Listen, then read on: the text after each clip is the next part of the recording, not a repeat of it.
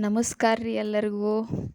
ನಾವಿವತ್ತು ಉತ್ತರ ಕರ್ನಾಟಕ ಸ್ಟೈಲ್ ಒಳಗೆ ಬದ್ನಿಕಾಯಿ ಎಣ್ಗಾಯನ್ನು ಹೆಂಗೆ ಮಾಡೋದು ಅಂತ ನೋಡೋಣ. ಬದ್ನಿಕಾಯಿ ಎಣ್ಗಾಯನ್ನು ಮಾಡ್ಕೊಳ್ಳಿಕ್ಕೆ ಏನೇನೆಲ್ಲ ಪದಾರ್ಥ ಬೇಕಂತ ನಾನು ನಿಮ್ಗೆ ಹೇಳ್ತೀನಿ. ಮೊದಲು ಅದಕ್ಕೆ ಸಣ್ಣ ಸಣ್ಣದಿರುವಂತಹ ಬದ್ನಿಕಾಯಿ, ಅದ್ರ ಜೊತೆಗೆ ಉಳ್ಳಾಗಡ್ಡಿ, ಶೇಂಗಾ ಕಾಳು, ಹುಂಚಿ ಹುಳಿ, ಉಪ್ಪು, ಬೆಲ್ಲ, ಖಾರ, ಜೀರಿಗೆ, ಹಂಗನ ಕೊತ್ತಂಬರಿ ಸೊಪ್ಪು, ಕರಿಬೇವು, ಎಣ್ಣೆ. ಈಗ ನಾವು ಬದ್ನಿಕಾಯಿ ಒಳಗೆ ತುಂಬಾಕ ಮಸಾಲೆಯನ್ನು ರೆಡಿ ಮಾಡ್ಕೊಳ್ಳೋಣ. ಅದಕ್ಕೆ ಗ್ಯಾಸ್ ಮ್ಯಾಗ ಒಂದು ಬಾಣಲಿ ಇಟ್ಟು ಅದ್ರಾಗ ಶೇಂಗಾನ ಚೆಂದಾಗಿ ಹುರ್ಕೋಬೇಕು. ಶೇಂಗಾ ಹಸಿನ ಇರಬಾರ್ದು, ಸ್ವಲ್ಪ ಚೆಂದಾಗಿ ರೋಸ್ಟ್ ಮಾಡ್ಕೋಬೇಕು. ಅವು ಚೆಂದಾಗಿ ರೋಸ್ಟ್ ಆಗ್ಯಾವೀಗ. ನಾನು ಅದನ್ನು ಒಂದು ಸೈಡ್ ತೆಗೆದಿಡ್ತೀನಿ. ಅದ ಬಾಣಲಿಗನ 1 ಕಪ್ಪಷ್ಟು ಸಣ್ಣದಾಗಿ ಹೆಚ್ಚಿರುವಂತಹ ಉಳ್ಳಾಗಡ್ಡಿನೂ ಸೇರಿಸಿ ಅದನ್ನು ಚೆಂದಾಗಿ ರೋಸ್ಟ್ ಮಾಡ್ಕೋಬೇಕು. ಅದ್ರಾಗ ಕರಿಬೇವನು ಹಾಕಿ ಚೆಂದಾಗಿ ಅದನ್ನು ಕೂಡ ರೋಸ್ಟ್ ಮಾಡ್ಕೊಳ್ಳೋಣ.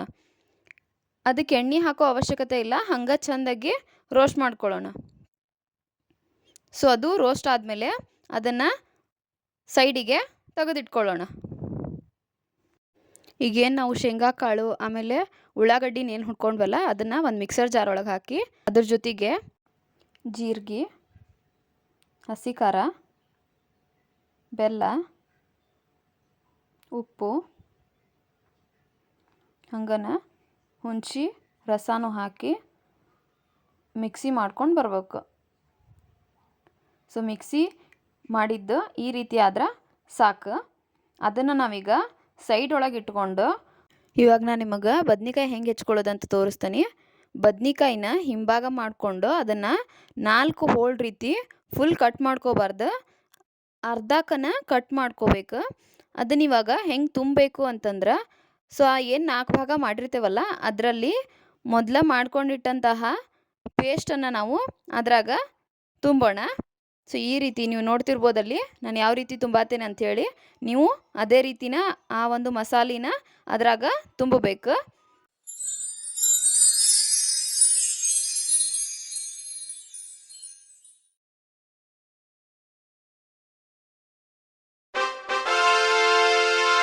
ಇವಾಗ ನಾವು ಬಾಣಲಿ ಒಳಗೆ ಎಣ್ಣೆ ಹಾಕ್ಕೊಂಡು ಅದು ಬಿಸಿ ಆದ್ಮ್ಯಾಗ ಮೊದಲ ತುಂಬಿಟ್ಟಂತಹ ಬದ್ನಿಕಾಯಿನೆಲ್ಲ ಅದ್ರಾಗ ಒಂದೊಂದಾಗೆ ಬಿಡಬೇಕು. ಎಲ್ಲ ಬದ್ನಿಕಾಯಿನೂ ಅದ್ರಾಗ ಹಾಕಿ ಆದಮೇಲೆ ಅದನ್ನು 2 ನಿಮಿಷ ಹಂಗೆ ಬಿಡಬೇಕು. 2 ನಿಮಿಷ ಆದಮೇಲೆ ಅದನ್ನು ಚೆನ್ನಾಗಿ ತಿರುಗಬೇಕು.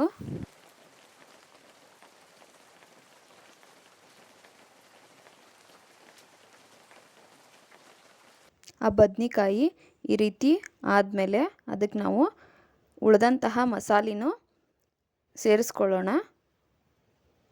ಅದನ್ನು ಹಾಕಿ ಚೆಂದಾಗಿ ಮಿಕ್ಸ್ ಮಾಡಿಕೊಂಡು ಸ್ವಲ್ಪ ಹುಣಸೆ ರಸ ಹಾಕಿ ಅದ್ರ ಜೊತೆಗೆ ಸ್ವಲ್ಪ ನೀರು ಹಾಕಿ 10 ರಿಂದ 15 ನಿಮಿಷ ಬೇಯಲಿಕ್ಕೆ ಬಿಡೋಣ. ನಮ್ಮ ಬದ್ನಿಕಾಯಿ ಎಣ್ಗಾಯಿ ರೆಡಿ ಆಗೈತಿ, ನೀವಲ್ಲಿ ನೋಡ್ತಿರ್ಬೋದು. ಬೆಂದಾದ್ಮೇಲೆ ಅದನ್ನು ಸ್ಟವ್ನ ಆಫ್ ಮಾಡ್ಕೊಂಡು ಬಿಡೋಣ.